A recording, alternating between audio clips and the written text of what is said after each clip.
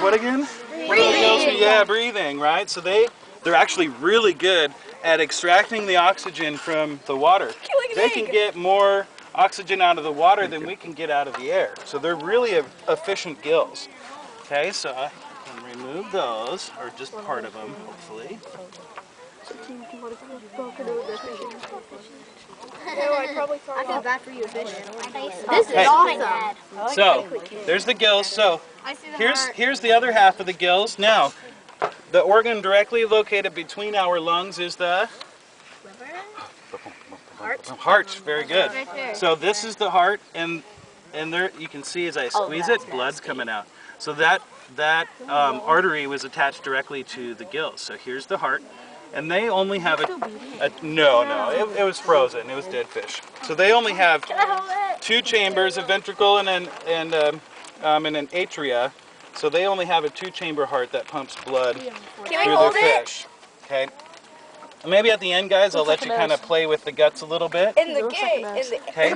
So then, that big it was like a yellow organ on your game over there. I'll take this out so we can see. Awesome. I'll eat an egg. Beautiful. No, it's really not sanitary for us to do so. Okay, so this organ right here, and if I can extract it very carefully, I can show you one other one that's attached to it. Oh, it's already popped. Okay, so this is, anybody remember what this organ is? Liver. Very good, this is the liver. Okay, so the liver, it does a couple things. One, it makes this stuff called bile, which this is the gallbladder right here. And this is a really big gallbladder. A human gallbladder is about that big, okay?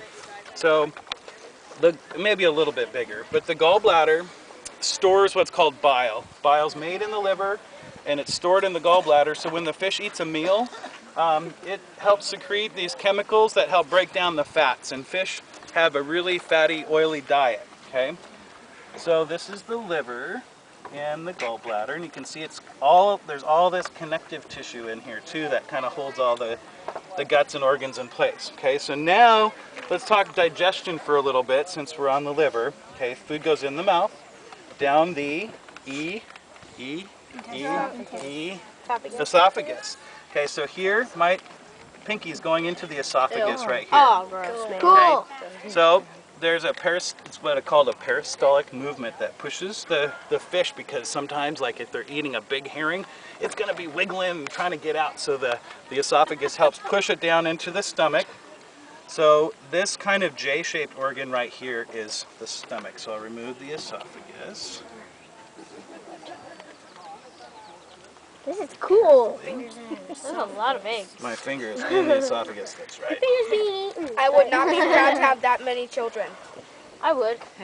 I wouldn't. Yeah, but you wouldn't. Well, they don't actually give birth to them, right? They just lay the eggs. Okay? Don't hurt So, your this is a different organ. We'll talk about that one in a second. Human birth is painful. Okay, that one was right there. Okay, so we've got the esophagus that goes down into the stomach, and this fish's stomach has really shrunk down because it hadn't eaten for a while. Once they go into fresh water, they pretty much stop eating. All right, and then it enters into this organ right here. So see all these like finger-like projections? Okay, so there's like the food goes from the stomach into this area right here. This is called there's two words, PC, who remembers? It's really it's pie. I don't know. Pie.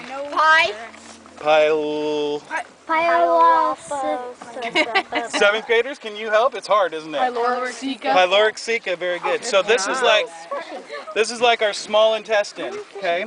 So the food goes into the small intestine, and the pyloric ceca is actually attached to the large intestine, which I kept the same on your game over there.